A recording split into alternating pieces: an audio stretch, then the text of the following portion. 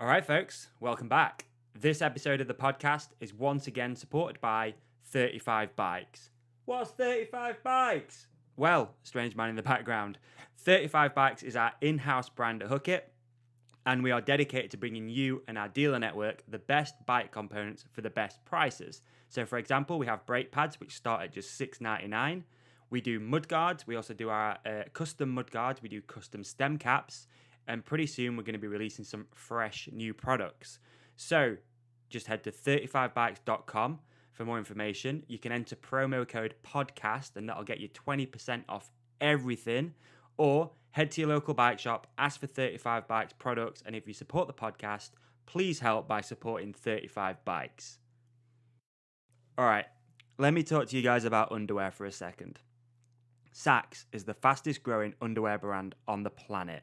And unless you're a sleazy character, you know, like one of those Harvey Weinstein, Louis C.K., Hollywood kind of sleazy dudes, you're probably going to wear underwear every day. So, why not be comfy? All Saxx underwear are ergonomically fitted. Why not be supported?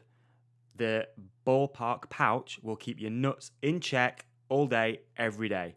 And if you're having problems and you stink like the inside of an asshole, then all Saxx underwear are antimicrobial. What does that mean? It means you don't stink. So, why not also feel like a champion?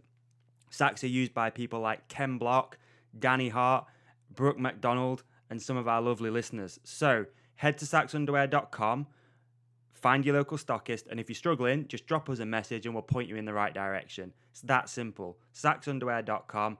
Life-changing underwear. You hear me? Right, let's do this podcast. Hi, I'm Ollie Wilkins, and this is the Hookit Podcast. Hold tight, freshers. Okay.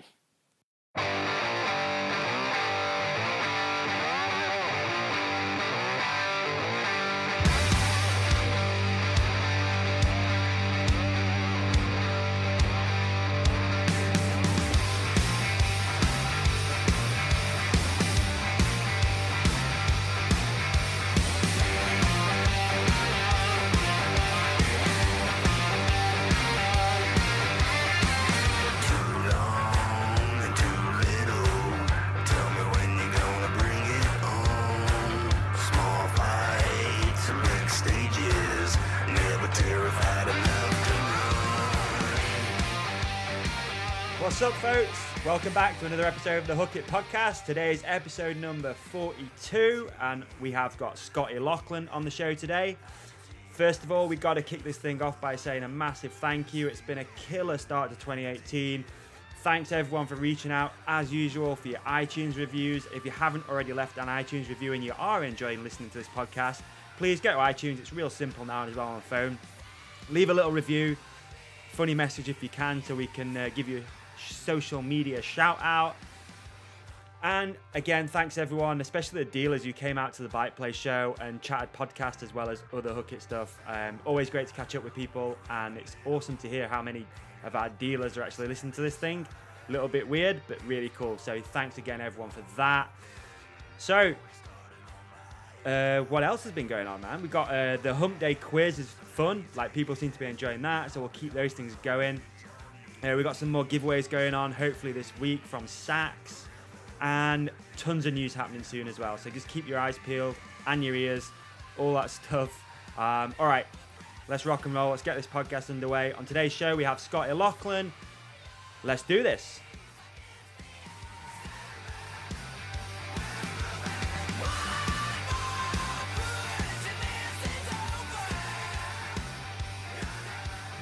Let's crack on, shall we?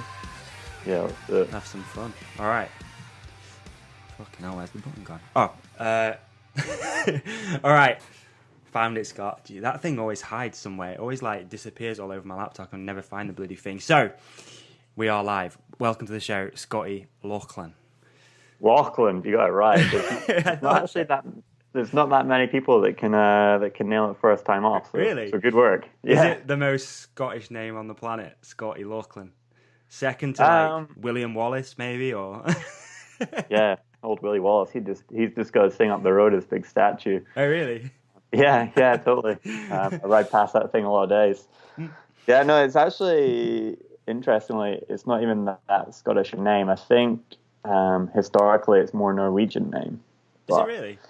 Yeah, All right. but a lot of people now call me Scotland Laughland and Scotty Scotland and whatever. Like there's plenty of variations on it, so it works pretty well. Scotland Laughland is amazing. Yeah. Oh man, that's tickled me. Yeah, it's a good start. I know, good start. So anyway, dude, yeah, welcome. Thanks a bunch. I know we've just been chatting before, but thanks a bunch for doing this. It's always appreciated when people step up and want to come and throw down a podcast with little old me. So yeah, welcome to the show, dude. I'm excited for it and excited for some questions and to talk over things, thoughts, and let's see where it goes. Yeah, man. You got quite a lot of listener questions. Obviously, we'll get to them in a bit, but I was blown away by that. To be fair, there's a lot and a lot of good ones, because sometimes you have a guest on and people just blow it up with just stupid stuff. So yours were actually legit questions. So you should thank your followers for that. They seem like good people. Yeah, no, they seem to get pretty into it. And I mean, what's actually really cool is the fact that people want to know what's going on, where it's going, what's happening, and at times it's like, I want to obviously reply to as many people as you can, but sometimes you've got you're thinking about editing the next vlog or looking at pictures or deciding what you want to do. And actually taking time and replying to all the comments is super important, because it does just build that audience. But sometimes you just, you can actually struggle to get through them. But yeah, definitely. I do actually probably read 90% of them. Really? Yeah. Wow. That's a job in itself. It's massive. And I try and actually read a lot of the private DMs as well, because you get quite a lot of them, but don't always respond unless it's a real direct question. Okay, fair enough. I've kind of experienced, probably nowhere near on your scale, but quite a lot of that, where people are just genuinely interested in the podcast, they want to know what's going on. A lot of moto chat coming my way these days, which I've left myself wide open for, which is just, I'm always down to chat moto, so I'm pretty sure I've responded to everyone. If I haven't, I'm sorry. I'm trying my best, but I'm pretty keen to try and get away from my phone as much as I can these days. But it's really bloody hard. That thing sucks you in. Do you know what I mean? And when it's your business too, which is it's a very weird game to be playing, that you don't want to be on it too much, but you kind of have to be to build the audience what sort of matters and you want. Does that make sense? Yeah, 100%. I mean, recently I actually took a 2-day break completely, went up to the north of Scotland, and there is no Wi-Fi at all, barely any phone signal. So you might have got the occasional text or whatever, but you couldn't always reply. And it was just so nice not thinking about anything. And I just shot a bunch of photos and shared them on social media when I got back home. And people were like, why are you sharing these photos? Because you've just been on this space away from everything. But the photos I got were pretty cool, and they're definitely worth sharing. Right. I also enjoy actually editing them and looking at things and how you can make it sort of flow from picture to picture, especially for Instagram stories or whatever. Yeah, for sure. The stuff that you're putting out, it's super impressive. And like you said, you can tell that you put in a bit of time in it. It's not just one banger photo shots, just throw it up on social media just to be active. And that's one thing I'm pretty guilty of sometimes, of just posting for the sake of feeling like you need to do it. So the more you can get away from your phone so you're not doing that shit, the better for me. Yeah, no, 100%. And recently I've become quite into cameras and stuff. I mean, it's only been in the last 6 months that I've gotten into it, and then you start looking, you start thinking, and then you actually take a photo, and then I'm like, what if I did it this way, or if I framed it that way? And then you start picking your brain for ages, and then editing it, mean changing colors, and going back and forth. And it's actually, I think that as much as anything, I just enjoy learning and learning how to use a camera and edit it and all that sort of stuff is super interesting and fun as well. So it's been a fun learning curve doing that. Yeah, if you're anything like me, you probably get super OCD about it and then not stop doing that thing until you're really, really happy with what you're doing. I'm really guilty for that. I get sucked in so hard to stuff. I'll watch every YouTube video, just be full geek out. That I guess when it's your job, it's a little bit different. I do it with weird stuff, dude, really strange things sometimes. I got really into watching people make furniture and stupid shit like that. Well, if you're making furniture, it's all good, isn't it? I guess. No, I guess similar, I do enjoy learning, and I used to do trials That's what I did before mountain biking as well, and it got me into mountain biking through sort of Scottish legends like Stu Thompson and Carrick Crawford Anderson. Yeah. And I've just got a bike again, and it's just so much fun again. Just that whole learning thing. Like the first time I jumped on it, and I was like riding around the sort of the back garden. And it's pretty small and quite tight, and I was like, I don't know if I can do this. How do I remember to do clutch, where the brakes are, changing the gears, all that sort of stuff. And it just sort of came back instantly. And then I went out like a weekend later or something, and it was again a similar thing. You're like, I don't know if I can get up that, and you like take a few run ups, and the bike's, I don't know, it's like 90 kilos maybe, something like that. It's pretty heavy, and when you compare that to a mountain bike at 12 kilos or whatever, it's like totally different ball game. And suddenly all of a sudden you're kind of a little bit scared of having that bike falling back or rolling back, and once you get over that fear and you start going for it and committing and revving hard on the throttle, then that's when you get up the good stuff, and it starts to get fun. I actually just did my first ever trial. So a friend of mine has a trial shop. They're a Sherco dealer based just around the corner from where I live, called Splat Shop. So shout out Splat Shop. And Tim, who's the owner of that, just randomly sent me a message like, do you want to do a trial on Sunday? And it was like Friday afternoon. Obviously I was like, yeah, give that a go. Like, why not? I've never ridden a trials bike in my entire life. So rocked up to the shop Sunday morning, bike in the van, had a little pootle around their car park, bike in the van, did all this, whatever you do, little, organisers thing. Pretty scared, to be fair. Tim obviously dressed me up in all the gear, so I looked like I knew what I was doing. And kicked the bike up, went straight down to stage 1, no practice, and felt so far out of my depth. It was so humbling. Like, obviously I used to race like motocross. I hate saying that word on this thing, but I did used to race motocross, so like I've got an understanding of motorcycles. But dude, it was so alien. It is so hard. So mega respect for anyone who does that from me. Like, I was, so far out of my depth. I've got no clutch control, no throttle control. Just struggled like hell all day. Like, I had no idea what was going on. I got it going by the end of the day, and like my friend and I, Flowtech suspension, we went out for a bit of just sort of, it was almost like an enduro ride on trials bikes, but we found a few little sections, and he's had a bike a little bit longer than I have, and he's got really into it as well. So by the end of the day, he was definitely much better than I was at the start and more confident. It was his like little trials ground area that we went to. Yeah. And by the end of the day, we're like catching each other and egging each other on. And one would be like, oh, you got up that. And then the next would be like, oh, you didn't get up that. And you'd be like, it was just that like little competitive thing. Yeah. It wasn't like, it was just 100% friendly. And that was really cool. That sounds fun, man. Yeah, I'm toying with the idea of buying one. I don't know. We'll see. I'm not sure. It's good. It's fun, isn't really it? Like, good. it's way more fun than I expected it to be, even though like I was really struggling to do it, because if you've never ridden a bike like that, they're so alien. Like, they're like nothing I've ever ridden before. But I'm lucky, where we live, there's plenty of riding around here and stuff. So toying with the idea of a trials bike. I don't know. There's a bunch of my friends that are into it and stuff. So it's like, I don't know. We'll see. Maybe start a trials career soon. Yeah, I mean, I actually want to do some trials this year as well, and do some trials vlogs, and it was interesting. The Scott, you've got to do the Scott. Yeah, well, that's the goal for 2019. Damn, I just said it online. Everyone now knows my goal. Yeah, but there's a bunch of us. Yeah, there's a bunch of us that have all kind of been like, really wanted to do it. I really wanted to do it as a kid as well. I used to go and watch it every year, like the opening where they'd ride through Fort William and there'd be a piper and stuff. And so 2019 is a goal, so long as I can ride my bike. That sounds fun, man.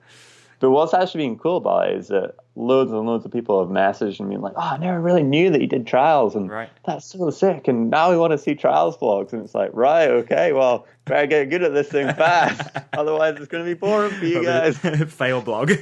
Yeah. Oh, man. I don't know. So just let's unwind that a little bit. So you said that you started riding trials when you were younger. So obviously you're based in Scotland. You live in Scotland. Have you always lived in Scotland? Yeah, I was actually born in Belfast, then moved to where I lived just outside Stirling when I was 6 or 8 months. Right. So pretty much lived here my whole life.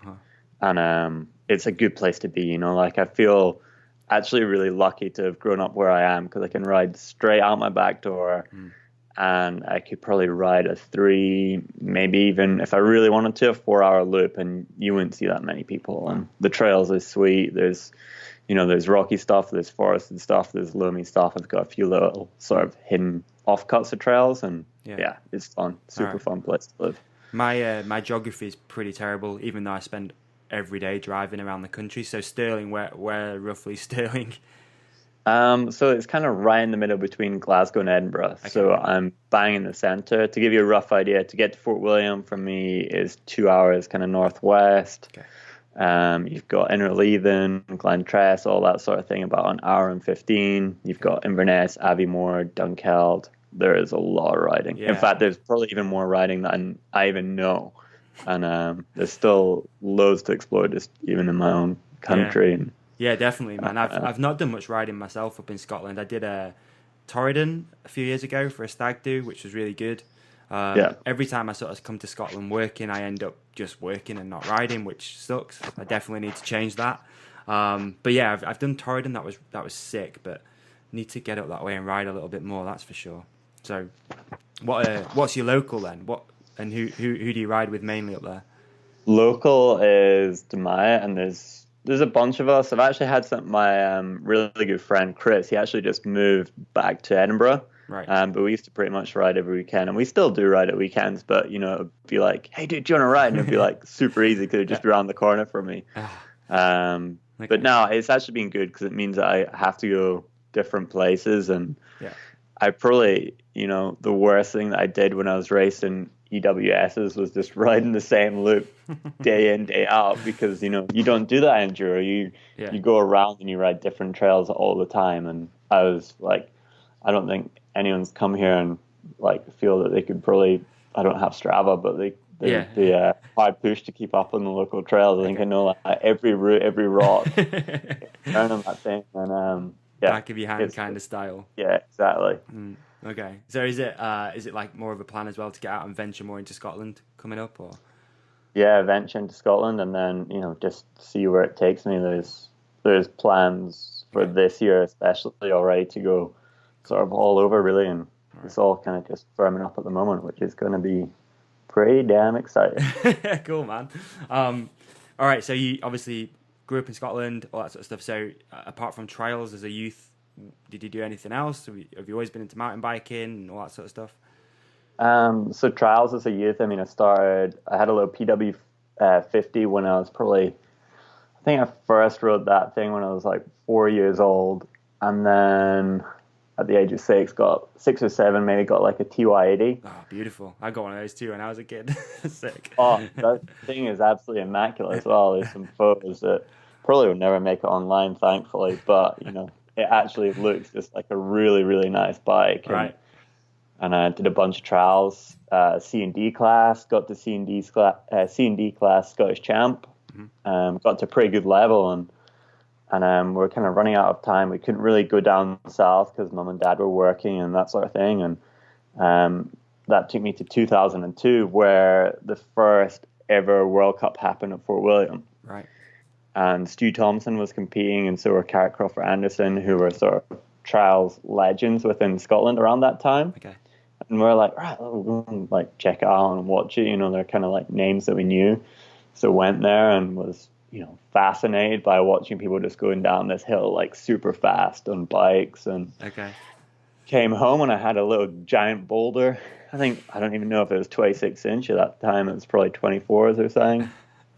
And went up the woods, and, you know, Stu Thompson is a fairly local guy to me, and he'd built some trails and things there, and just went and definitely didn't send them, but wobbled over them and was like instantly hooked, and rode that giant into the ground until it was definitely unrideable, and I luckily got myself a little, I think it was a Diamondback jump comp. Okay. Had 100mm RockShox GDs up front, little Avid mechanical brake, and that thing was some whip. And then I'd say the rest is history. Just got more and more into it, and then went to races with mum and dad, with friends, did the full SDA series, the Winter Wet and Wilds, which were definitely like some of the best days of riding I think I've still had. Okay.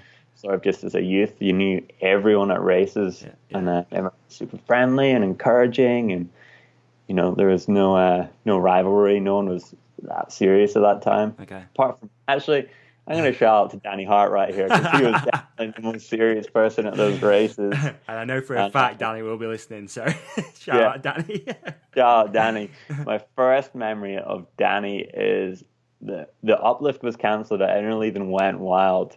Right. And so everyone had to push up to the top of the hill. And, as a 12-year-old kid, 13-year-old maybe, that is a damn long way. Really a long way, especially when you, back in then, I was 6-inch trail kind of bike that I was riding. Yeah. It was probably 15, 16 kilos heavy, and I'm probably only 50 kilos at that age. So pushing that thing up for 45 minutes. Then here comes Paul Hart, inner tube on the back, towing Danny up on his pit bike, and I'm like, what? Oh man, that's not fair. That is the first memory of Danny Hart that I have. Right. But, just got him to where he is today. Yeah, so it set him up, that's for sure. Yeah. Okay. Wow, that's awesome. So you sort of grew up racing that sort of stuff, and then was there a moment where you started taking it more seriously? Was there a race or anything like that where you thought, right, maybe I should, see where this goes? For a moment. Yeah. I mean, I can't even remember the year. It must have been 2015. Got my first ever top 10 in youth. And Josh Bryson was there. I don't know if Danny was there, but Josh was definitely there. And, I was definitely really stoked. And that's the time when I was kind of like, this is super fun. I'm loving this. And I actually just got my first ever set of spiked tires. Right. And dude, were life-changing. I just suddenly became real grippy.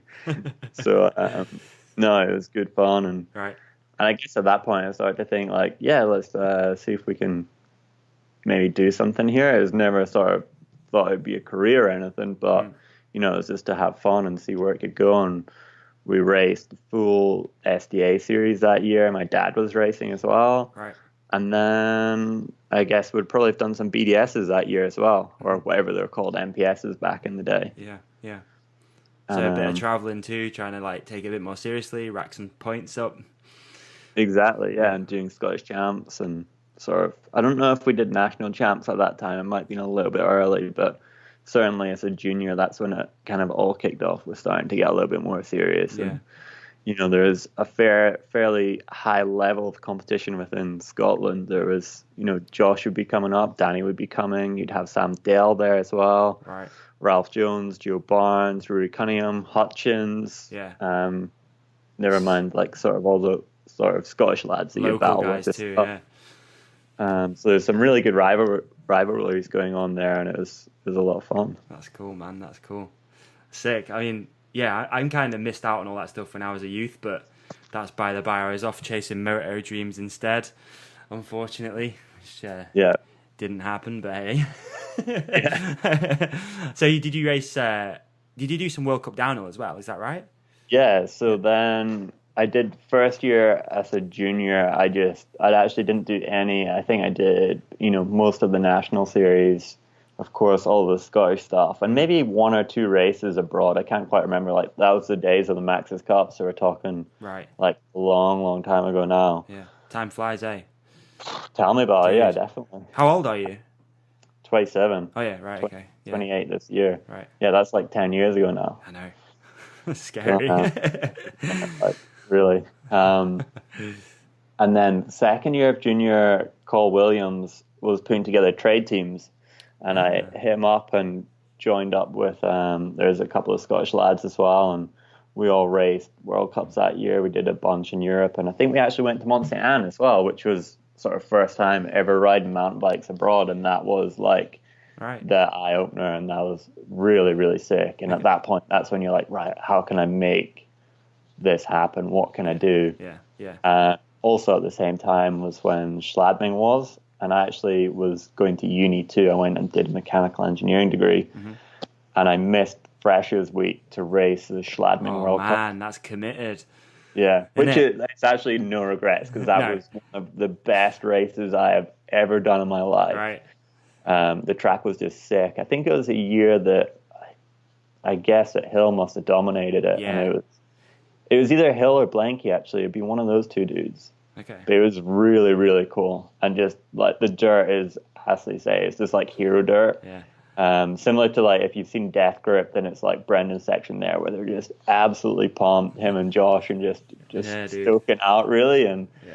it's definitely like that. You're kind of like scared at the same time, but just having a rad time in your head, and it's just wild. Bring back Schladming. For sure. Yeah, it's a good one. Yeah, it is. So were you support? So you said you were on a trade team then. So I know Cole quite well. So were you riding? Was it Fly Distribution sort of team? Yeah, so That was the sort of flight helping you around. reverse components, and then I guess it'd have been through Santa Cruz UK, but Cole just sorted us out bikes, and Awesome. and it was really just a way. It was like a full satellite team, so he could help, entry level riders coming into the World Cup series and get more people out there, and so yeah, no, it was good times. It's like seems to be a lot less of that stuff happening these days too, as sort of budgets are getting harder, and I guess racing's probably more expensive. I don't know, maybe, but there's definitely less and less of that stuff happening. It'd be cool to see. Probably think a lot of it comes down to the fact that there's so many ways to market now between social media, video, photo, adventure athletes. There's a lot, like the budgets are all being squeezed much tighter. So to actually have individual satellite teams, I can imagine for a brand, That's a fair point. Yeah, is difficult because and that in those days it was only about racing. It wasn't about content like nothing, like content or anything. just trying to because get no one really photos watched and mags videos. and stuff. No, not at all. No, that's God. Does it make you feel old every now and again when you think back to that sort of time when there's no totally. social media and stuff? What did we do? I had no idea, dude. I think I must have just ridden my bike all the time or something, or actually fixing it or whatever. went outside and did stuff. yeah. I was actually like, this is totally off subject, but it's pretty funny. I was talking to some old school friends recently. Like, do you remember the days as a kid where you used to have to run along to your friend's house and be like, hey, do you want to come and play? Now it's just like, if you want to do something, it's like, do you want to go for a beer? You just drop them a WhatsApp, and then you instantly just expect that response. It's scary. It really is. And like, I hate seeing people on the phone as well. I absolutely despise it. I was like, literally just now went shopping on the way home from work, and there's like a girl, must be like 14, I don't know. And her mum was talking to her, and she was just staring at her phone, just like, yeah. And it makes me feel so sick. I mean, I know I'm guilty of that stuff every now and again, but it's such a disconnect from the world. But it's bloody scary, man. It really is. Like, it's petrifying. But it is what it is, and we've got to, try and enjoy it, but not let it take over, right? Like that's exactly. Seems to be the thing. But yeah, days without social media, dude, having to walk all the way to your friend's house and all that sort of stuff. It's crazy. Dude, yeah. I think I actually had a skewer. I was a skewer kid when I was young. Oh yeah, all right. But that's when the skewer kids weren't hated at the skate park. They were just, they're the real ones with the quick release around. And stuff like that. Oh, dude, they were epic. Yeah, you're along your friend's house in a minute, save all the walking. Good times. I lost my 2 front teeth actually on a scooter, believe it or not. Yeah, the quick release broke, snapped it, like folded in half, and just pitched me into the ground like a lawn dart. Just teeth straight out. Right. Straight over the bars. Beautiful. So, all right. So we've done the downhill stuff, which is really interesting. So, when did the enduro side of stuff sort of kick off for you? Obviously, I know you signed for Cube. Yeah, in 2014. Were you riding for Cube before that? Yeah. So the downhill stuff I raced, I guess 2008 to 2012. I think I did my last World Cup in 2013, and to be honest, I probably never committed hard enough to it, I guess, and I was studying at the same time. Yeah. Which there's not that many people that do. Hats off definitely to Loic for doing however he does it or whatever he does with it. Yeah. Because that's really impressive. Because I know how hard it is. And I probably just didn't ride enough. And so the enduro thing came because basically I just rode my enduro bike all the time. Okay. And I actually had a hand injury. I got at Glencoe racing that track. So if anyone's been to Glencoe, they know how gnarly it is. And we are just talking about the other day, I had this massive crash, absolutely hauling. Like, I knew the track really well. I'd ride there quite a lot because it's only about an hour from my house. And went over the bars hard. Right. Did like the chin piece of my helmet in. I don't really know what I did to my wrist. I think it was like a light fracture, but had a massive concussion. Right. And so at that point, I was like meant to be going to the Alps 2 days later. Wasn't really sure what I was doing. I had a trail bike packed with me anyway. And got to the Alps, and I was at the Mountain of Hell just racing it really for fun. And I just got super into it. Just loved the long stages, loved the old school kind of trail riding stuff. Similar to what Hill said, you know, it was like a breath of fresh air. The tracks were really fun, flowing. And at that point, I just sort of decided that, you know, like, let's see what's happening. There wasn't even EWS that year. It was just mainly super enduro. So I went and did a few of them. Whilst I was out for 6 weeks with a friend from university, just living in a van. Nice. And, awesome. you know, peeling potatoes at the side of the road every night. Things like that. But no, it's absolutely character amazing. building. Yeah, no, exactly. And it was super, super fun. And I just honestly had a great time just riding my bike and not thinking about racing. And I was like, this enduro thing is really cool, you know, like we're going to ride some of the best trails on these small bikes, and they're so capable. So yeah, I just decided that the next year I was going to sort of fully commit to do the EWS, do a few downhill races. And I got to the next year, and downhill bike basically just sat in the garage. It didn't get touched. Okay. And I was just absolutely loving it, and went to the European rounds at the EWS again in the van, and you know, it was just super fun. Had a blast. There was like Sam Flanagan, all those boys were getting into it as well. So yeah, I think, you know, it was just a pretty rad time. Yeah, I bet. And, that's around like the Dudes of Hazzard sort of stuff as well, right? Yeah, exactly. When those guys were really big, they were. So it'd just be fun, and you know, you'd all park up, you'd be in the vans, you'd be having a laugh, and the racing would kind of be the serious part.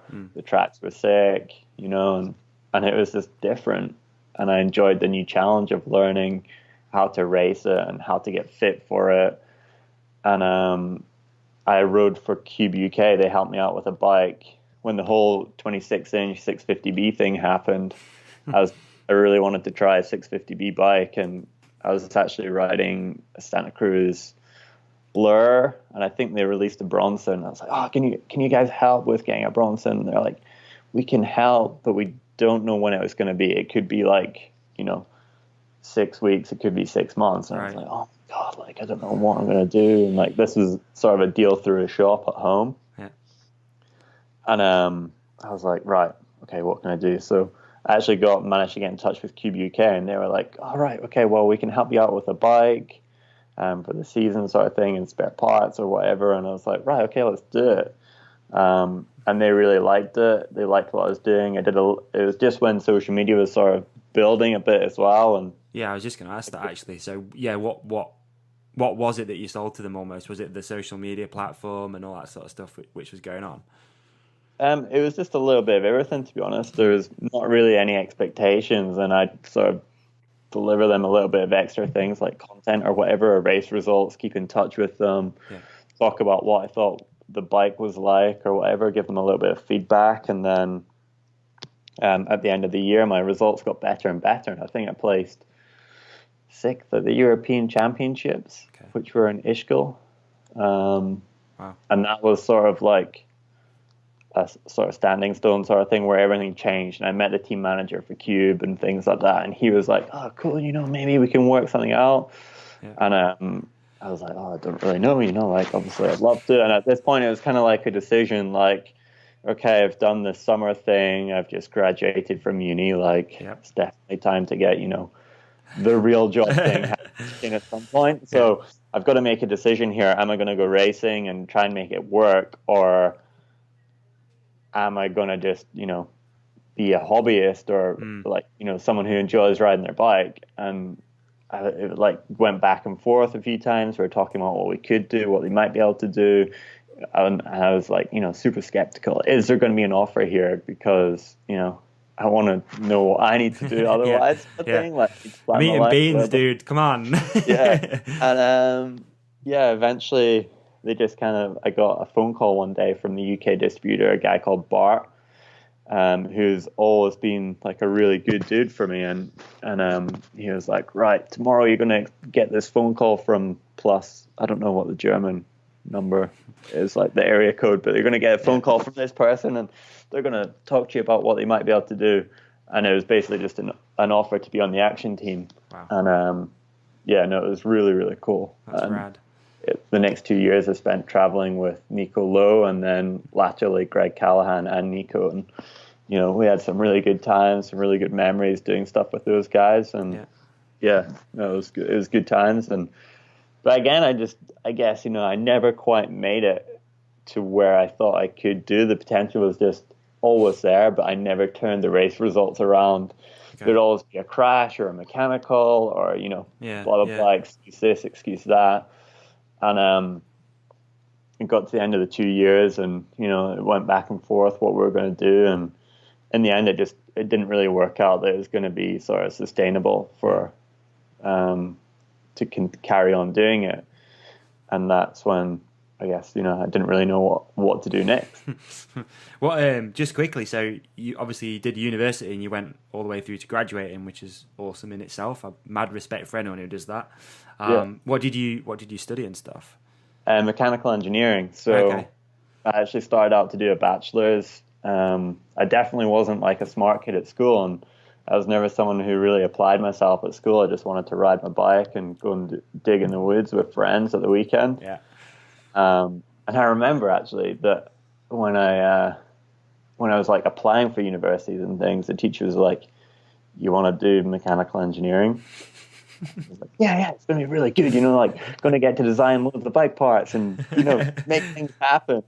And they're like, right, okay, yep. And like I remember I took like what I needed to get into university. I focused it all towards going towards mechanical engineering. Right. Got my grades back, and I was like, guess it's just not meant to be.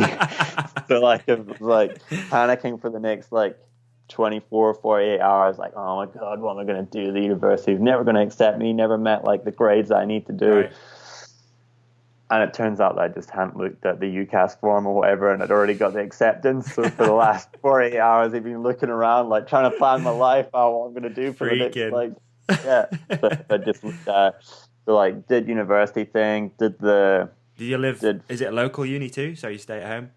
No, I lived in Edinburgh at that time. Right. Okay. It's at Heriot Watt. So for the first year I lived on campus, which was amazing. Like it was definitely, it was not a nice place to live, but it was sick. There was like 45 other students. We were in catered halls. Right. The guy at the other end of the corridor, my friend Kit, he was really into mountain biking as well. He wrote articles for MBR, and we used to skip a lot of class and we'd just go ride bikes, man. That's all we wanted to do. And that's awesome. There was got really into the university bike club, and then got a scholarship the following year from the university for mountain biking, where they would help with coaching, physio. I had a strength and conditioning coach, which helped me a lot. And it was just really fun. And every Wednesday would be just a day of riding bikes with people who wanted to ride as well, and we'd go down to Glentress or Leven or Dunkeld, and it was a really fun time. Sounds like good times, man. It sounds really good.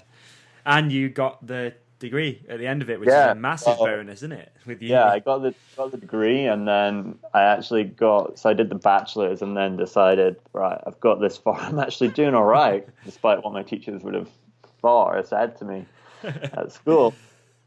So I decided I'd go on and do the master's course, and did the master's. So I did 5 years in total. Wow. And 100% got no regrets. I mean, even if I never use it, I have absolutely zero regrets for going and having done it, because it just taught me a lot of things like teamwork. Mountain biking is an individual sport, and you're always racing against the clock or yourself or others. But then working within a team is, it can be challenging. Yeah, of course. And I learned a lot about doing that and working with others, and presentations were something that I'd never actually done either. And, you know, you're having to present to lecturers or to people and tell them about the work that you've done. Okay. So has it helped you like better understand the bike and that sort of thing too? Like, do you have a better understanding of what's working and what's not?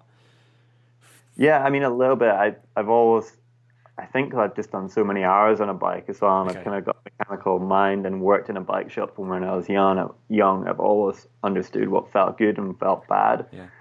And it definitely did help with that. And I used to work closely with a few people just to give feedback and things like that. And that was always like a fun part for me. It was almost as fun as the racing. Just working and developing and seeing what we could change. Yeah, for sure. It's interesting, man. It's interesting. So, obviously, after the Cube deal finished, sort of like, what do? You just sort of, in limbo land, like, where do I go with this now, sort of thing? Yeah. No, it was 100% in limbo land. It's a nice way of putting it, right? Yeah, no, like, honestly, I was not panicking, but I didn't really know where I was going to go or what was going to happen next. And, you know, they always kind of say that what's meant to be is meant to be.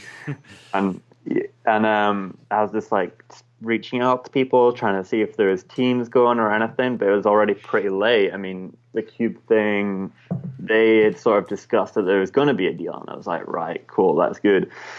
And then the deal didn't come through, and I was kind of like, right, what do I do now? So I reached out to everyone that I thought or I had a little bit of a connection with to see if there was spaces, and you know, I had some offers, but nothing that would make it, you know, sustainable in any way. I'd have to be, you know, working, riding, racing, which if you wanted to be at the top of the EWS or even into the top 30s, it's actually a pretty hard task. Oh, there's man, not that full-time job, right? Of course. 100%. And when you look at that result sheet, there's no one who really works on the side. Yeah. No, not at all. No.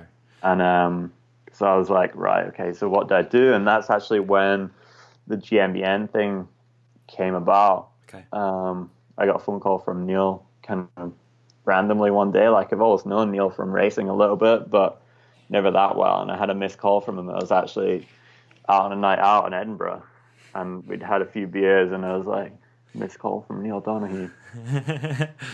This is a strange one. So I had a voicemail from him, and it was like, I can't remember what it was like, but hey, just, you know, give me a call. If you could give me a call back, got something I'd like to kind of talk over with you. And I was like, right, okay. So this, like, thought this could be interesting, but never thought it would be lead on to what it led on to, if you know what I mean. Yeah, for sure. So before starting with GMB, and we can get on to that in a second, had you done anything like that previously? Like, I'm guessing your social media presence and stuff like that was already quite big. It was growing.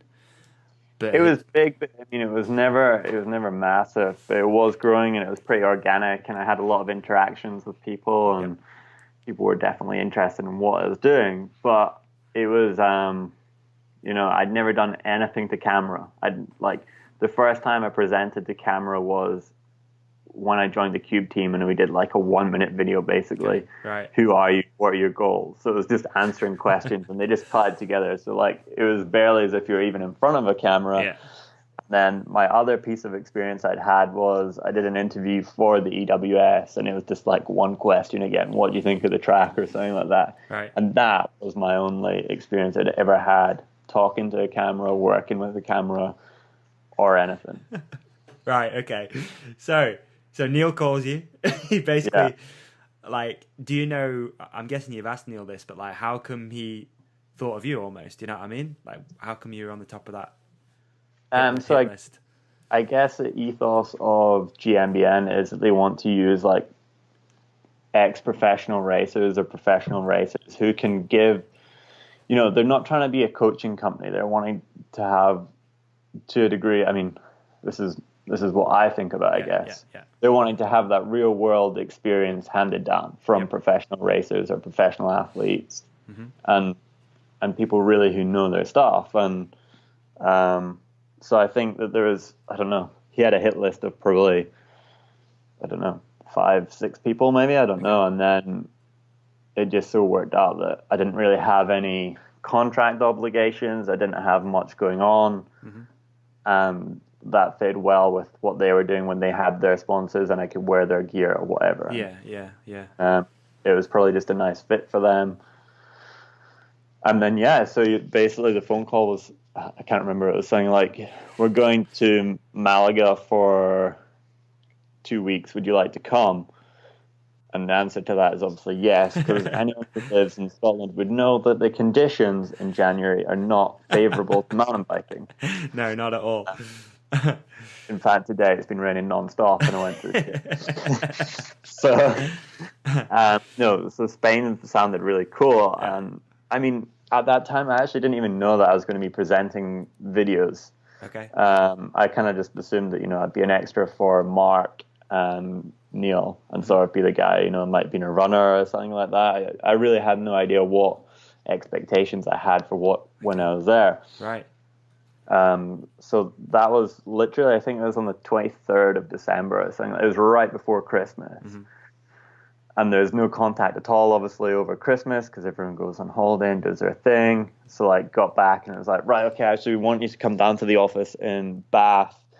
And you can come here for a few days, sort of meet everyone and things. And I was like, right, okay, cool. Yeah, we can do that. I guess I don't have much else planned. So I went down and then spent a few days, went into the office. And the first thing was like, right, okay, so we're going to need you to write some scripts for the trip. And I was like, wow. The deep end here, I didn't even know that you guys did scripts. I've never written a script before. And I just remember in my head, right, what have I gotten myself into here? Yeah, I bet. Jeez, man. Straight in at the deep end. So I was in the office for 3 days or something, then we flew to Malaga. And then went to Malaga for, 2 weeks, and there was just about non-stop shooting videos, basically. Yeah. So at this point, had you already sort of done the deal? You joined the GMBN crew? You know what I mean? No, the deal was kind of like I was a freelancer. Okay. I just, I was just going to be literally what I thought I was going to be. I was going to be a guy kind of helping out to do things or be in the background shots or, and it was just I think it was for 3 weeks or the month of January. I can't quite remember what it was. And I'd sort of be helping those guys out, with scripts and things. Right. And, it wasn't until after the Malaga trip that they actually were like, yeah, we liked what you did. Saw that you've got really good progression rate in the time that you did it in. Right. And that's when it kind of became a full-time job offer from that point. Yeah. And that was middle of February, I think it was. Okay. So. Wow. Yeah. That's I was going to ask you about that actually, because I know that obviously GMBN's based in Bath, because we do quite a little bit of business with GMBN. So were you trekking up and down all the time, or was it just fly here, go there? Yeah, I mean, what was hard for me is I've lived here my whole life, so my life is 100% here, and my friends, family, trails. It was pretty hard actually. It was probably the hardest thing about it was actually committing to it, because I didn't really want to leave. I had no reason to leave. Everything was pretty good here. And that was definitely the hardest thing about it, was just leaving. And I actually spent a huge amount of my salary just on flights with EasyJet. Up and down. Yeah, because it was the quickest way. And flights were they were 40 quid each way. Sometimes you'd get a bargain of £27 per flight. Right. And all I wanted to do was be back home all the time, riding with friends or hanging out or in Edinburgh or whatever. And that was probably, it was definitely hard, but I definitely, I enjoyed it and learned so much in my time with them. What has been the biggest takeaway? Sorry to interrupt you. What's been your biggest takeaway from doing that, the GMBN thing? The biggest takeaway, I think, just learning to be in front of a camera, and the volume that they do. I mean, I think I did over 400 videos I think I was there for 16 months or something like that. Wow. Churning out. Yeah, you literally can't get that time in front of the camera anywhere else. Yeah. And it was just, interesting seeing, I do, like I said earlier, I do like learning. So seeing that progression of actually learning to be in front of a camera, getting better, getting more confident, being able to, come in and out of camera and talk to it. And that was that was definitely the big thing that I took away from it. And I also took away from like working with brands and things like that, and understanding, how you could make content relevant for them and things. I just, I'd never thought about it. I'd always been a racer, and then you get this kind of marketing experience, and all of a sudden, it's all things new. Yeah, new definitely. It's something that, like, again, I think about quite a lot. Obviously, with doing this, it's sort of like, I don't listen back. It's really rare, but I know that some of the first ones of these were goddamn awful. But like, it's a bit of a, almost like you sort of like go down this rabbit hole of how do people, not interview people, but how do you just hold conversations and all that sort of stuff. And it's something that you never really think about until you're doing it. Do you know what I mean? And I've had loads of people say to me like, that, not blame me on Trumpet here, all it's not what I'm trying to do, but people say, oh, I love listening to the podcast. I could never do that. And I'm like, how? Like, you literally just sit and have a conversation. I kind of find it pretty easy. I do it all day, every day with the shops and stuff. But some people do struggle with that. And I don't know. I don't think I really struggle with confidence, but I don't know how I'd be in front of a camera. That'd be a bit different. Did you struggle with that at all? Did you think it? I mean, I don't think it's a bit of a weird one. There's a difference, I think, between struggling and being confident. Because I like to take pride in what I do. Yeah. And when you're suddenly thrown in at the deep end and you don't really know how to react or act in front of the camera, it becomes so hard, man. Like, I think whenever anyone asks about it, my best comparison is that if you're having a conversation with someone, you'd never just directly look them in the eyes, right, and chat to them. Yeah. Like, cause as soon as you look for any more than a couple of seconds, like, oh my god, where do I look? It's awkward right now. But when you're presenting, you have to look at the camera pretty much all the time. You can like look away and come back in, or come back out, or whatever. But you're generally always got the camera to you. Yeah. That makes sense. And that was the hardest thing to learn, because I was kind of, you feel like a little bit awkward, a little bit tense, and actually just looking at one thing is quite hard.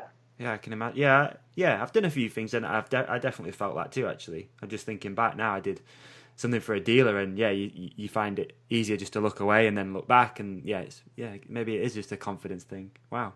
So what's something from GMBN that you sort of like, other than the travel, was there anything you really didn't enjoy doing? Obviously the traveling is hard. I've been on that side of things myself too, traveling a lot. It looks great on the surface, but it can kind of suck, you know what I mean, deep down, when you're away from home and family a lot. So I love the travel thing when it's fresh and it's consistent and you're constantly changing places. That's what I really, really enjoy. Yeah. I mean, I'd definitely be someone, who could go somewhere different every week. And I love that aspect of it. What I didn't enjoy was being away from Scotland. And going more into detail, I guess, what I didn't really like was some of the videos that we started doing were quite heavily brand promoting. Okay. And I don't want to be that guy that, like you said earlier, I think when we were chatting before the podcast, that you don't want to feel that you're selling out. Yeah. And there's definitely some products that we're promoting, and I've just felt, like I would never go into a shop and buy that product. So why am I promoting it for someone else who, at the end of the day, we're just making a video for them, and there's no real... Yeah, there's no passion for it. There's no real interest. I don't get a message at the end of it going, dude, that was a wicked video. Thank you so much. Here's a bunch of extra stuff or anything. It was just like, right, what's the next video? And it was just a constant churning machine. And I wanted to make stuff, especially laterally, and as I got into really sort of the video creation and saw what other people were doing with YouTube and other vloggers were doing, I wanted to make stuff that I could be really proud of. And I felt that there was stuff that I was proud of, but there's definitely stuff that I was like, I don't feel this is what I represent mountain biking to be like. I feel that mountain biking is something that I really, really do love and like to do it every day. And I felt that being in an office and talking about mountain biking wasn't what I wanted to be doing. I wanted to be sharing, stories and adventures and going places. And that's kind of where I'm setting myself up to go at the moment. That makes total sense. And mad respect for doing that as well, because I'm guessing, obviously, when we put out all the listener questions, the main question is, why did you leave GMBN? I think you pretty much just answered it there, right? It's like, it just wasn't going in the direction you wanted it to go. Yeah. And like the big thing is, you've got to be happy with what you're doing. You got to love it. And for sure, I feel that the job was that you really had to be passionate about what you're doing, and I kind of started to lose that passion. I don't think it ever came across in the videos, but I didn't want to be going into the office every morning at 9 o'clock and then leaving at 5:30. I wanted to go in, when I felt like I was stoked to go in and make a really rad video that day, and I wouldn't finish till like 12. Yep. And if that had been the ethos of it, then I might still be there. But the fact that it was just like, right, you have to be here at this time, leave at that time. You can work later, you can come in earlier if you want, but you've got to be in at that time, and you can't go and ride. Like you have I don't know, we had an hour lunch break, but there's nowhere to ride in Bath, and I love the mountains as well, and Bristol, Bath, Southwest thing. Yeah, there's no mountains. I think as well, and I miss that. Yeah, oh man, for sure. But it seems like as well that forward-thinking companies are moving in that direction, have been a bit more flexible, because some people aren't morning people. It's that simple. Like some people don't work good at 8:30, 9 o'clock. They're better at getting in at 12 and working a little bit later. And I think that whole thing is hopefully changing, the whole 9 to 5 and just people going into work for the sake of going into work. I think I'm a little bit like you in that respect. Like I've been really lucky that I've always tried to set myself up that I enjoyed what I do, because it's so important to enjoy what you do. And it's really upsetting when you kind of speak to people who hate the job. And, it's easy to be that guy that's like, well, just quit then. Just do something you do like. But obviously, once you get into that financial trap of mortgages and all that sort of stuff, it is difficult. So, I think for younger people out there, it's important to get yourself set up as early as you can. And especially with, social media and all these new outlets you can use, you can, if you're smart, you can kind of set yourself up pretty well and not have to do the monotonous shit that you don't want to do. Yeah. I mean, the cool thing about social media is that you can communicate to a huge audience that you'd never been able to before. Yeah. And, it brings, I think, a lot of opportunities with it. There's sides for both stories for sure, but, if you can manage it and you can keep it relatable, you can keep it clean, then I think that there is huge opportunity out there. And I'd never really, before I joined GMBN, to be honest, I only watched a few things on YouTube. I didn't spend that much time on it. And the more time I sort of delved into it and deeper and started getting into other YouTubers and seeing what they're doing, I started to get more creative and had more ideas and was like, whoa, that's that is really, really cool. I love what they're doing, or love the way that they shoot their vlog and they tell their story through moving imagery. Yep. Yeah. And it was really, really inspiring at the same time to get kind of, those thoughts and be and I was like, how can I do this myself? And it doesn't really fit with what GMBN were trying to do.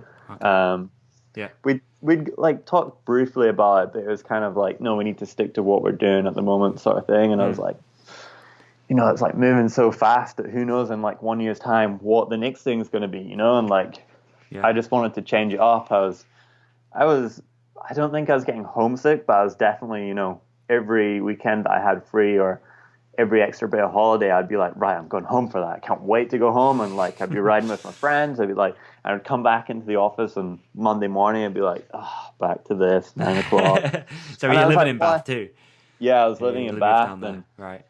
And, there's just no riding scene down there that would just get me stoked out. I mean, I think it'd been different if, you could ride in the morning, you could turn up to the office, like we're saying, at 12. And then, I'm someone that can quite happily work and get work. If there's just a list in front of you, I just work through the list, tick things off. And my brain works really well to that. Okay. And, there's that thing too though. It's let's say all that list, you tick everything off and you're done and it's 1 o'clock.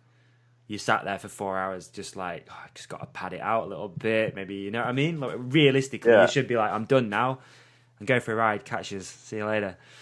Yeah. So no, totally. And I just definitely started to lose my stoke. And at that point, I started reading a lot of sort of business books or motivational books or whatever, and I was like, okay, all right, what can I do for myself that's going to make it, interesting and keep it exciting and keep me motivated and give me some hunger to do some stuff. So I chatted a lot with friends, chatted with my parents, told them how I was feeling, and it came down to that, the only thing I had to do was to step away from it. And it was a huge decision. I mean, I probably spent 3 weeks thinking over it, Right. back and forth. And like every weekend I'd be going home, and like every weekend I'd have a sicker weekend and a sicker weekend. Like one weekend we like went skiing on the Saturday, then mountain biking on the Sunday. And I was like, oh, this is so good. Like I love being in Scotland. Then here I am, like 4 a.m. the alarm clock goes. I get the 7 a.m. flight out of Edinburgh to be back in Bath for 9 a.m. And I'm like walking into the office like, woo, buzzed off the weekend. How was yours? And it was like, right, okay, so this week's schedule is this. We need to do this video, this video, this video, this video. And I was like, right, okay. Yeah. And it just, I felt that I needed a change. I had a lot of passion, a lot of motivation, and it was creative shackles a little bit by the sounds of things. Yeah. And I decided to leave, and then I had a garden leave period and a notice period to work out where I couldn't really do too much. Okay. And then in that, it was actually probably the best thing though. Like I remember leaving and being like, oh shit, I got like 6 months where I can't really do too much. Is that just in case you sort of do contradicting stuff maybe, or or like get into competitors or whatever, or help them or whatever? And fair enough, they're protecting what they feel that they've done for you or built for you. And but it was definitely it was a long 6 months of not being able to like quite work out what I was doing. But the best thing about it was that I watched like YouTube videos, thought of different things. The coolest thing probably that happened was I got approached by GoPro to join the GoPro family. Wow. So I got to go on like a trip to Leogang to watch the Downhill World Cup, which at first I was like a little bit unsure about, because I was like, oh, like I used to race these things, like I know it. And here I am like going along. It's kind of like just, almost as a spectator. But like they were like, right, you'll fly here. We'll do this. We'll pick you up, take you to the event, put you up in this really nice hotel, sick hotel, 4-star hotel. I was like buzzing, like, oh my God, this is so damn sick. Like, got VIP like passes for the event, and they looked after us super, super well. Yeah. And had like an absolute blast with them. Met a bunch of people as well who like were, I guess, content creators or vloggers or whatever. And, sharing the stories of how they made it work was, again, super fun. Learned a lot. So went back home after Leogang. I was like a little bit more inspired, like had some more ideas of what I kind of wanted to do to make it happen. Then got another invite for a GoPro thing. This one was for the Tour de France, where there's going to be more people at it. There's like 20, I want to say about like 20 advocates for GoPro. And are they all from different sports too? All came in and. Sorry, you broke up. What was that? Sorry. Were they all from different sports too?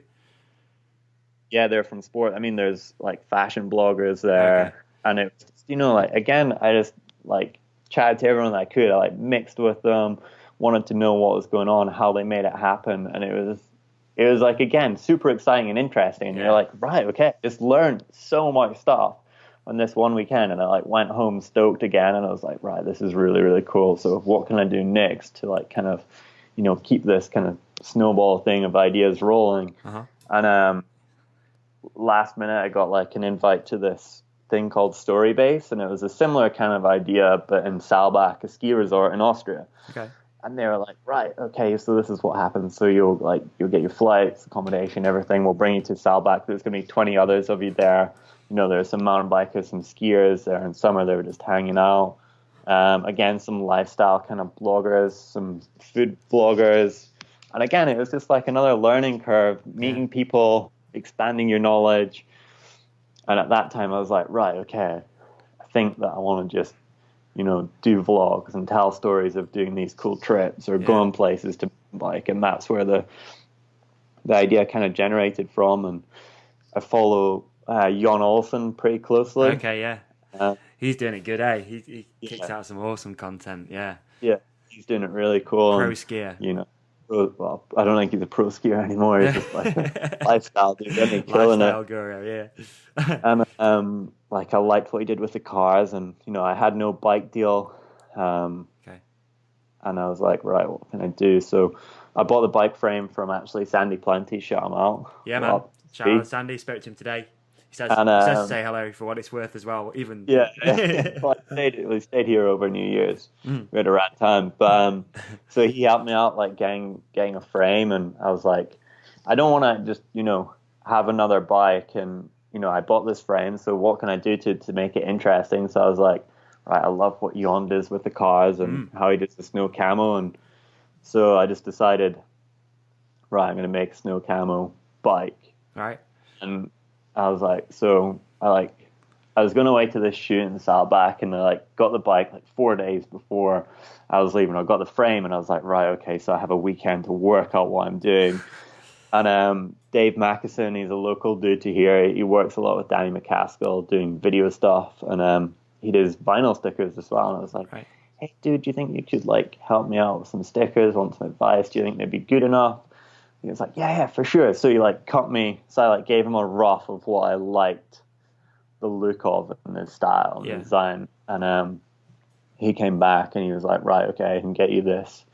So he sent me that instantly, and then came the next day sort of thing, and then spent 4 hours the next day just stickering up this frame of vinyls, shouting at a right frame. Yeah, I was stoked on it. I had some tunes on. Was in the garden. This is June in Scotland, so it was taps off weather, and sun was beating down on us. Solid 20 degrees. Nice. And yeah, I stick it up the frame, and I was like, I don't know if it's going to work. Don't know, maybe. Did a full section of the down tube, and I was stood back, and I was like, woo, that was sick. So then spent the next 2 or 3 hours finalizing it, putting bits here, being that looks rad. So I just got super pumped on it, and it definitely took off, and sort of a lot of people noticed it, Downhill 24 hours and Bike Stable and all those kind of big Instagram accounts all picked up and shared it as well. Awesome. Yeah. That was a big boost for social media. I think when I left GMBN, I think it was about 27,000 followers. And then between all that I did in the summer, I'm now on just coming up for 51, I think it is. Yeah. It's a big presence, man. Really big. And yeah, you're an inspirational motherfucker, aren't you? Shit, dude. It's been a lot of work though. I think people think it looks, I wouldn't say effortless, but the photos that I try and share, I always want to be kind of stoked on myself. And there's been times where I've had a sick photo, edit it up, post it, and I'm like, nah. Right, really? That's cool. Yeah. No, I feel that. Yeah, it's just not the one, or it doesn't fit, or I feel I don't know, that could be radder, or and I'm right now I'm super pernickety about it, and I only want to post what I think looks really looks good. It's got to stoke me to go and ride and carry on doing it, whereas if I feel I just start sharing imagery that doesn't fit what I do, then what's the point in doing it? Because I want to get stoked. Yeah, I agree with you totally. Have you had the pleasure of meeting Jon then? Yeah. No, I've not, but he is part of the GoPro family too. So hopefully one day we're gonna connect and share some camel goodness. Yes, for sure. So how do you see all this progressing then? What's sort of the long goal? I don't really know what the long goal is because 2 years ago it's literally 2 years ago since my first ever GMBN video went up. And I never thought I'd be a video presenter. Never thought I'd be talking to a camera or doing anything. So, I mean, the goal really is just, at the moment, to have as much fun as I can and share stories of adventure, going to rad places, riding bikes, passing on any knowledge that I can, maybe do meetups. That's cool. Yeah. Oh, dude, my mind is just full of ideas, full of new ideas, full of things that I want to do. And I really want to work with brands that I think appreciate what I'm doing and are stoked on the content that I'm creating. So who you're supported by right now? So obviously Scott, GoPro. Yeah. But I'm interested actually. How did the Scott deal kind of come around for you? Yeah, so the Scott deal came around. I mean, we worked with them on GMBN. Right. And I spoke a lot with them actually. Like we'd bump into each other at events. The guy called Julian that I deal with, and I was out in Leger was the first time I actually met him properly, I think, for Crankworks, and we went out on a night. It was kind of a night out, I guess, really. And we had I don't know what they're called. They're like American shots. They're like fireballs. Or something like that. Oh, good God, I'm into those things. Yeah, and we had a bunch of them together. We just started talking, and like this was like when I was really into GMBN. We shared ideas. We're talking about video creation, and then we just always kept in touch on and off. And I genuinely really, really liked riding the Genius I had on GMBN. Okay, it's like it was hands down the funnest bike that I'd ridden in years, and I was having a blast riding it. I actually left it in Scotland most of the time, even like when I was at GMBN, and I'd fly home, ride that thing all weekend, fly back down. Mm-hmm. And it just kind of carried on naturally. I mean, I sort of said goodbye to everyone and was like, thank you for the opportunity that I've had. And we just kept in touch almost, on a kind of mates basis sort of thing. And then laterally told them about what I was planning on wanting to do, and they were kind of mega into it. They never had a vlogger or someone who was sort of up for creating content massively, like I kind of had in mind. And they were just cool with it. I was stoked on it. They wanted to share what I was doing, help promote it too, and that was probably the biggest thing for me too, was that they were into it and that they wanted to share that content onto their channels and help me grow and help boost, and we could work together to like I could communicate the bikes and they could share the content or whatever. And it's sick, and they've been really, really cool. The new Genius is absolutely rad. It's even radder than the green one that I've been riding. Right. And I'm just having a blast on it. And, if I come up with an idea, then they're like, right, okay, well, let's see how we can make it work or how we can make it fit. And, I'm excited for this summer, really. Sick, dude. You can tell. It's rad. Really, really stoked for you. It's going to be cool. And, like, they've helped me out with other things, like, aside from mountain biking, like I've been skiing a lot and learning how to ski. And I was like, look, do you think you could, like, help me out with some gear? Because I have some other stuff, but like it makes sense to be in Scott stuff. And they're like, okay, like, right, we can get you some gear. What do you need? And they have quite genuinely been like just a super cool brand to work with, and there's definitely some cool stuff coming up in the summer. Yeah. So, can you give any teasers what people can expect to see from you? Apart from the Scott. Apart from the Scott, on a Scotland. People love that one too. What can they expect? There's going to be some really cool epic trips. There's going to be more content on their channel too, sort of talking about the bikes. There's really a lot of stuff. There's some trips planned for, like, obviously Canada. There's some trips planned hopefully for exploring more of Scotland, and then we'll see where else it goes. There's talk of lots of different countries. That's awesome. That's so cool, man. And it's how do you balance the media side of it, like, vlogging obviously. How often do you try to put these things out? Because there's a lot of people that I used to follow a guy. I don't really do it anymore. I can't remember his name. Team Richie, like a CrossFit guy, when I was into CrossFit about a year ago, and he used to do a daily vlog, and I was like, fuck, that must be hard, like constantly doing things that people are going to be interested in. So is that something that you're cautious of, is not like doing too much, because you can become... Yeah, I mean, I don't want to do them daily. No. I mean, maybe if I was somewhere really sick, I'd be doing them daily, but the thing is, to make them rad and to keep, like, I'm definitely not a video editor, or, I only started picking up a camera 6 months ago. Yeah. And the first actual video that I shot was the very first vlog. Right. And I had, like, literally no experience of it. And it's all about learning right now. And I don't think with the experience I have, I could actually justify doing it on a daily basis, because the turnaround, well, I mean, you could do it. You definitely could do it. There's been days where I've been like, that was a flipping rad day, and like filmed all that. But then I'd like definitely spend, a few hours that night editing it, then a few hours the next day pulling it together. And I could do it, but you'd be up like every morning at 6 and to bed at 1, and it's just not, that's kind of a lifestyle that you want to that you want to keep No, going. I don't think. no. That's kind of what I was curious of. Like, I'm blown away how that guy does it. It's like every day. Jesus Christ, dude! Like, does he ever sleep? Like, what's going on here? Yeah, But and I feel that as well. If you start doing it every day, then at what point do you like always have to think about getting shots and doing things? And yeah, and it's hard for people to keep up with anyway. I think there's so much content out there anyway. Like, it's hard to keep up with Pink Bike every day. Do you know what I mean? There's that, and there's all this, and there's the social media feed, there's Instagram, Facebook.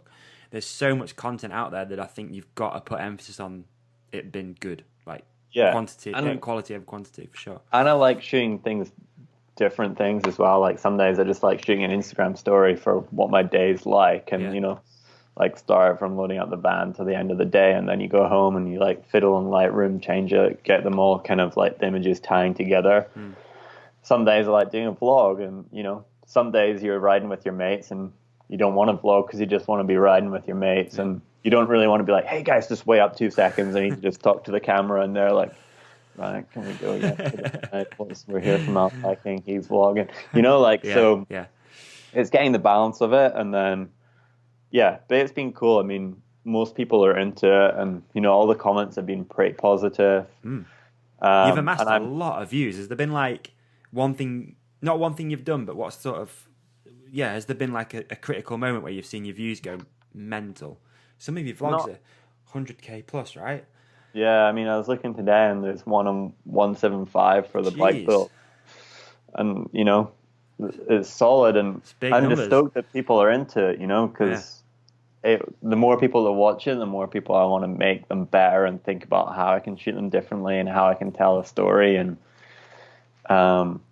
I like communicating it, and I like shooting it, and I like editing it, and I like learning. Like every vlog, I think there's been like definitely a little change where I've thought of something differently each one, or you know, I've learned something on my camera. Like the first few, I'm completely out of focus, my face, and it's like so simple, but I never thought about it. Like the camera has like face detection autofocus, so when you're presenting to camera, then why did I not just turn that on? Yeah, and here I am, like I don't know, 8-9 vlogs in, and I've only just thought of that. People don't even know what you look like. Oh, why did you do that? So, learning about that's been cool. You know, learning how to shoot different settings. Sandy Plenty was up, and we'd planned to shoot a vlog, but it just never worked out because the weather was actually coming in and out, and it was super cold, and he wanted to shoot photos and wanted to ride and wanted to do this, so the vlog never really happened. But you know, we definitely learned things from each other, and it was really fun sharing that kind of knowledge. Yeah. It's it sounds like in a way we're sort of going through a similar thing, because you know, when I started this, I had absolutely no idea what I'm doing. I still don't really know what I'm doing, but like, you know, the first few I totally screwed up, and you know, you're constantly learning. It was really nice, like a load of positive messages, people sending like your sound levels are out, which they probably still are. You know, all this sort of interesting stuff that you know, you go down all these minefields all the time trying to figure it out, trying to do it better. You know, keep the content good, but it's hard, like really difficult, this thing, because like I said, I've got no experience at all in like sound engineering or nothing like that. It's just you don't have that experience, and you don't actually know until someone points it out. Exactly. I had a few people like, why are you uploading it at this rate or whatever? I was like, I didn't even know you could change it. All right, thanks for that. I appreciate it. Yeah. So learning experience. Cool. There was actually a lot of people as well questioning, like, did you edit at GMBN? Did you do this? And I did nothing. Like, I mean, the only thing that I did editing wise at GMBN was cutting up a few chest cams and putting them together on iTunes on iMovie. So I've literally, when I decided to do the vlog, literally had zero experience of doing it. Wow. And you know, it's like fun learning though, right? Yeah, 100%. And good. I just would watch videos. A lot of videos of people that I'd meet through GoPro and things like that. Yeah. And I watched the videos and be like, that's a really cool way that they framed that. Like, how do you do that? Or how do you do like that? Zoom in, keeping it in focus. And it was just like a massive, you know, exciting learning curve of it all. And I definitely have to say, I was like, before we went on this podcast, I was thinking like, what's like been the biggest thing that's like made the vlog kind of like come together? And it has been, I'd almost say, because of going to those GoPro family get-togethers and The last one that I went to was in Croatia. Okay. And there was a dude there called Matt Como. And if you look him up on Instagram, he's massive. He's got, I think, about 150,000 followers. Right. So he is a head dude for creating content for GoPro. So every time that anyone submits a clip or sends it in, he looks through them all and decides whether it should be on the GoPro Instagram or Facebook or whatever. Wow. Okay. So he's got a pretty big job on his hands, but the videos that he actually creates himself are just, they're like really cool masterpieces. Nothing to do with mountain biking, nothing really to do with sports, but just completely lifestyle. And he's really cool. He also shoots a bunch for the Chainsmokers. Okay. Right. Which is really cool. And like before I met him, I was like, I listened to the Chainsmokers because they're on the radio or whatever, and I was like, they have some all right songs, but it was never kind of my music thing. And then like we were on this Croatia trip together, and we spent a lot of time together chatting over things. He was teaching me things on the GoPro. He was teaching me things about the cameras I use as well, and what he uses, and we're talking and we're like listening to Chainsmokers music quite a lot together. And I was like getting really into it, and then like checked out his videos when I got home, discovered he was shooting them for them. So like watched a bunch of the Chainsmokers videos, and I was like, these are sick. Like, and they've kind of like almost inspired a way that I shoot the vlog and the music that I want to keep with the vlog to try and tie it all in. And no, it's been really interesting. And then through him, I discovered a whole bunch of other vloggers that were nothing to do with mountain biking or anything that I do, but they just inspired me in the way that they tell their stories and share information or show where they are. Yeah. Very similar too. Again, with I listen to a hell of a lot of podcasts because I drive a lot. So it's amazing. You can listen to stuff which is like nothing to do with mountain biking, but just pick up all these little things. You're like, I really want to include that in this one, and you know what I mean, like styles of how you chat to people, all that sort of stuff. So yeah, pulling inspiration from different things is certainly underestimated sometimes, I think, Yeah. It's 100%. I mean, another company that I wasn't really into in any way until I read their book, and I can't remember even who recommended their book, but I was like, it sounds super interesting. Is Brewdog. right, okay. Craft beer company. They're obviously from Scotland, but I didn't know that much about them. They were small when I was at uni, and I never really got into that whole craft beer thing. I was at uni until I was down in Bath, and I started drinking more and more. And then I read their book, and I think it's called Business for Punks or something like that. And I was like, holy shit, they run the business so cool. There's so much like inspiration here. They do things like totally differently. Like one of their marketing campaigns was like that I think they dropped like a tank outside Buckingham Palace or something, and it's just like totally out there things. And I was like, wow, like if you could do that as for brands and mountain biking, then that'd be so sick. Like just to do totally different things and, tell stories the way that they did. And they were like reaching national news headlines, but they were doing it in a way that like people were like, oh my God, I can't believe that they're doing this. But then to the young people, you're like, that's whoa, sick, yeah. What did they do that? That is so rad. I can't believe that someone would do that or even think of it.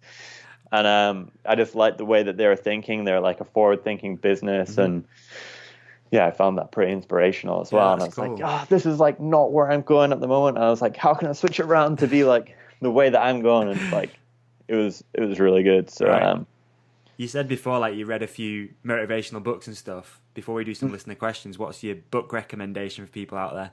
The book recommendation is 100% the Brewdog one. Is it? Okay. Yeah. I've not read that, so I'll add that to I've got a bit of a weird thing where if someone recommends a book, I have to buy it. So okay. I'll grab that. It's I guess like I can't remember the names of the other ones, but that's the one where it stuck in my mind I was a little bit uncertain, like should I quit, should I stay, should I go, what am I going to do, sort of thing. And I read it, and like I started reading it on the Friday, and I'm definitely not someone. Like, I'm not a reader, but when I want to find information or get into something, then, I'll read up about it and make sure that I'm going. And I read it on the Friday plane going home, and it was like the flight was delayed, so I probably read about half of it. Then the Saturday night, which, like, I don't know, I must have been home for that Saturday night for some reason or something. I read, like, another, like, quarter of it, and then jumped on the plane Monday morning and was like super pumped just to read this book. Like got home, got into the office at 9 and was like, had read this book. And I was like, right, okay, this was a good book to read. It's like, changed my life.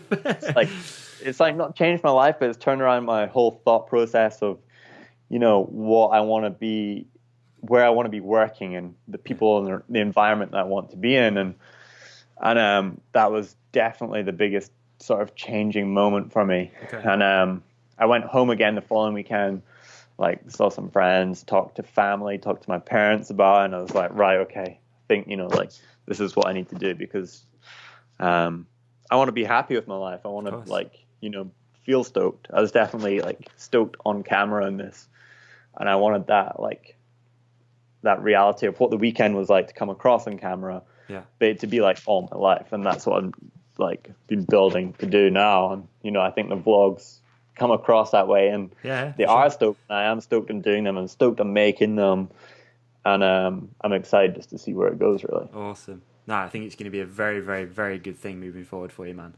Should we do some listener questions real quick? Yeah, because there's a lot of them. Yeah, there was quite a few, to be fair. let me just grab my phone. I used to write these down, but I stopped doing it actually because I'm shit at writing. I could never read them. All right, okay, so geez, there's been quite a few more since we've been doing this. Okay, that's a good one. Okay, so first one from @SamTyrrells on Instagram. What's your job/role with Scott?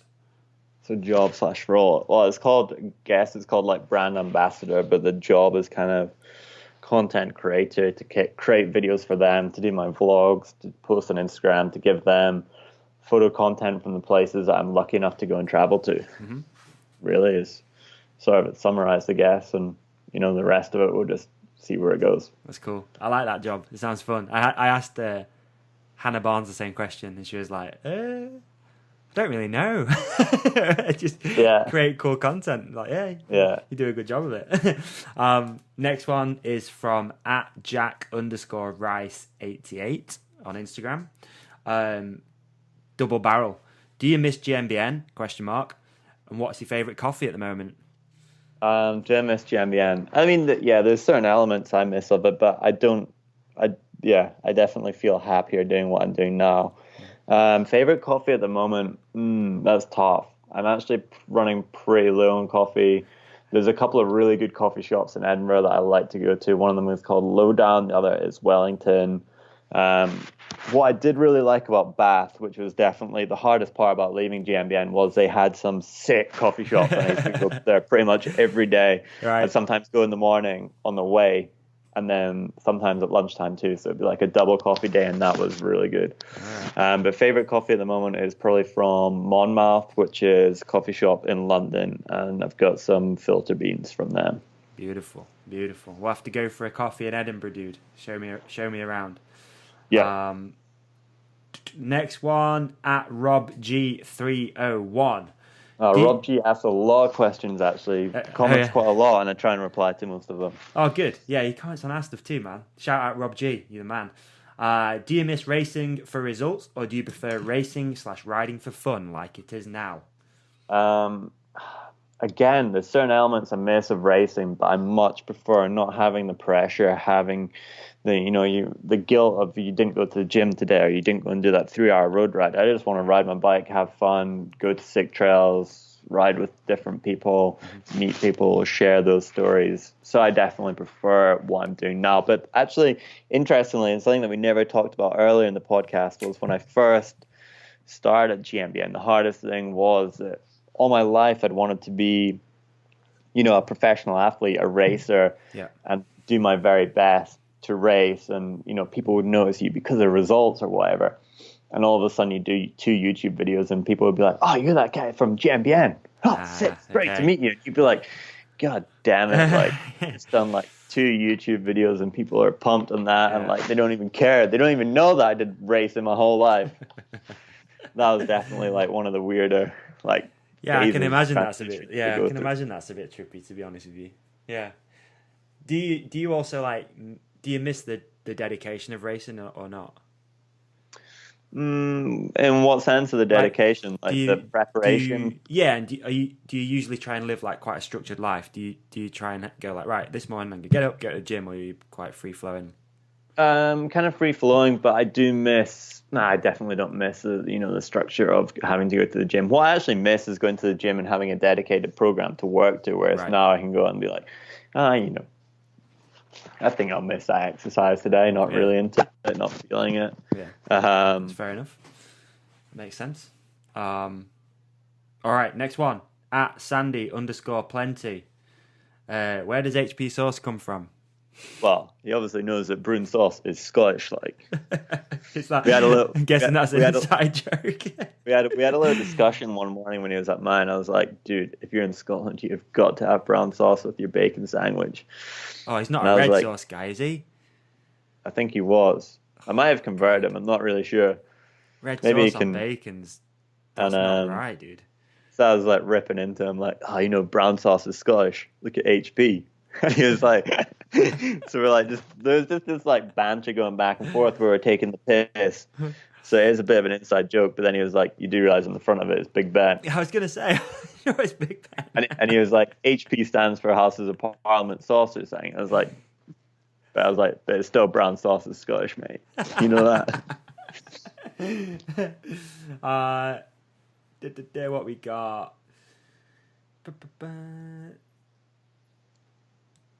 At the MTB shed, what's your favourite memory from when you was racing? Favorite memory was, I don't know if there's a family. Any time during my racing career, the funniest has got to be finale 2014. Did the race, and the race was super fun, like hard stages, just as finale is. By the end of it, we had a massive Cube Action Team party dinner. Mm-hmm. Nico and I hadn't really drank probably for, I don't know, you'd have like the occasional drink, of course, through the season, like a few beers after a race or whatever, but we hadn't gone like hard at it. Right. So like limits were definitely not known that night. And that's definitely probably a highlight memory. The team manager, every time he sees us, I saw him in finale again this year, and the end of the story is that he basically had to carry Nico and I home, one under each arm, with the physio dude just dragging us along the ground. And Nico wrote off his shoes because he got dragged so far because he couldn't even walk. And I got found outside the church. I don't know how I got there. Oh, right. Yeah, the go-to place after a few beers. Head to the church. Yeah, no. Let's go hang out. Go and confess your sins on a night out. Don't know what I did there. But, yeah, so that was probably the funniest racing memory, I'd say, just because, it was just like, we just went for it. And we went up to this mountain hut, and we had dinner, and the dinner was like, it was traditional Italian, and they just brought as much of food as you wanted. You basically had to be like, no more food, please. Right. Or otherwise they'd just bring you plates and plates. And it was the same with alcohol. So the alcohol was being consumed at a pretty rapid rate, and before we knew it, there was dancing on the tables, wine glasses being kicked over. Oh, yes. Shots of limoncello going down, like wine glass shots of limoncello. It was a good time, like there are definitely a lot of stories from that night that, like, even now you see people and you still laugh about them. Yeah. That's good, man. That's good. I can't beat a good bender every now and again, can you? Yeah, no, it was big. Blow off the cobwebs. All right, what else we got? At Warren Field 68. First of all, Warren, hit us up because we'll send you some sacks because he's tagged sacks in the comment, which is cool of him, and he says he really needs them. So, top 5 bike-related products and must-have. Top 5 bike-related products and must-have. That's hard. That is. I mean, I guess you want a pair of pedals. Of course. You need something to stand on. Yeah. You probably want a seat because you don't want the seat post up your balls.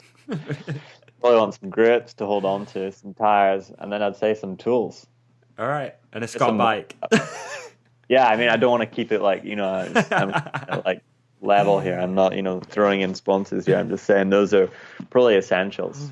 I like your answer, dude. That was really nice. Conservative. I'm into it. Yeah.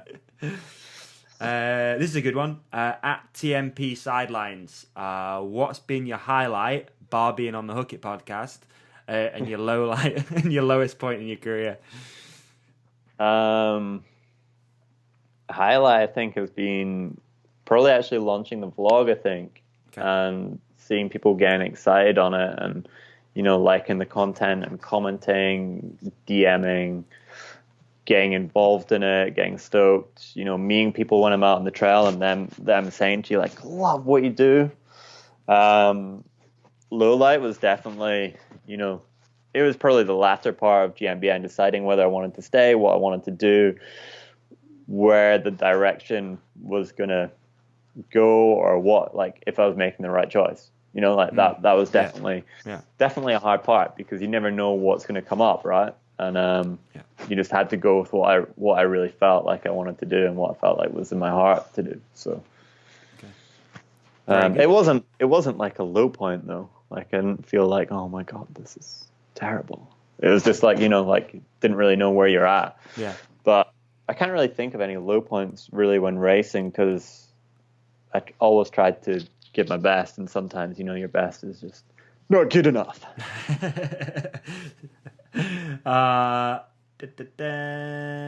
This is a good one. We'll just do a couple more if that's all right, dude. Yeah, sure. @_Fraser_Clark. What are your tips for riders getting sponsored? Sup, Fraser. Tips for getting sponsored is, I think, it's quite easy for people to just expect it, but it's much about what you can offer the sponsor, because they have to have something in return for them giving you product or giving you budget to go and do a sick trip. Mm-hmm. Yeah. And I think I even talk to like people that I know who are sponsored, and you're like, right, okay, so you just do that, cool. Well, yeah. And I think there's value to be had on both sides, and look for someone who's stoked on what you're doing as much as you're stoked on what they're making, so you can share that thing. And that's definitely what I wanted to do for myself, was to work with people who I felt shared the same passion for video content or photo content, and wanted to build together as much as anything else. Yeah. Makes sense, dude. I think a lot of young rippers put too much emphasis on getting sponsored. That's my takeaway from a lot of this stuff. We obviously, it's really nice to get people send over sponsorship recommendations and stuff, but like, it sounds like with you, most of the stuff sort of come to you because you're doing the right stuff, if that makes sense. You're not out like hustling it and hunting it. And for what it's worth, that'd be my takeaway, is like, just enjoy riding your bike and people will find you. I think, there's a certain amount that you have to look for it, but at the same time, there's as much of it that, look like you're having fun, talk to people, be that person that's approachable, let people come to you, so that, I met that person at the weekend, it was really nice to talk to them, and then they tell someone else, and that person bumps into them, and before you know, it's like a whole snowball effect of people bumping into each other, and they want to help you out because they're stoked on what you're doing. Yeah, definitely. Yeah, don't burn bridges. That's a big one too. Yeah. All right, man. You good with that? I'm stoked. Yeah. Sick, dude. It's been an absolute pleasure. I know you don't want to be salesy, but do you want to shout out some sponsors, and where can people, if they don't already follow you, where can they check out your shit? No, for sure. A big up to Scott Bikes, to Fox, to Shimano, Pro Component, Schwalbe. There's some other stuff coming in the pipeline soon, but those guys have all been really sick, and you know what, they definitely supported me when I wasn't really sure what I was doing, and they let me work it out and gave me time, so big thanks to them. And if you don't follow me, then you can hit me up on Instagram @Scotty Laughland or YouTube @Scotty Laughland as well, and you'll get some vlogs. You get to see where I go this summer, and there's going to be some pretty rad places. I'm not going to say bikes have never been there before, but there's definitely not been much video content on them. So the moon, yeah. I'm still waiting for that invite, but one day I'd be the first guy to do it. Yeah, you would. All right, man. It's been an absolute blast. Appreciate your time. Obviously, you're an inspirational motherfucker, like I said before. So, props for that. Hopefully, everyone out there listening has enjoyed this episode. If you have, tell your friends, give it a share. Yeah, spread the love. And definitely thank you to you for having me on, and thank you to everyone who's listened and for sharing it, and all that stuff that makes this stuff happen. Teamwork makes the dream work, my man. Yep. Right. All right. Let's wrap up. It's been a pleasure. I'll catch you soon. Bye. Peace. There we go, folks. Episode number 42 with Scotty Laughland is in the bag. Again, thank you for listening. I hope you guys enjoyed the episode. Personally, I find Scotty pretty damn inspirational. You gotta respect the guy from getting out of something which from the outside maybe looks amazing, but maybe if you're not feeling the vibe, you know, it's not as good as it looks. So massive props. If you have enjoyed this episode, like I said before, please head to iTunes, leave us a review, funny comment, anything, and don't forget to follow us too. It's at The Hook It Podcast on Instagram, The Hook It Podcast on Facebook, and Twitter is just at Hook It Products. Hump Day quiz today, depends when you're listening. See how that's going. It's going good. All right, guys, have a great rest of your week. It's been a pleasure. Catch you on the flip side. Peace.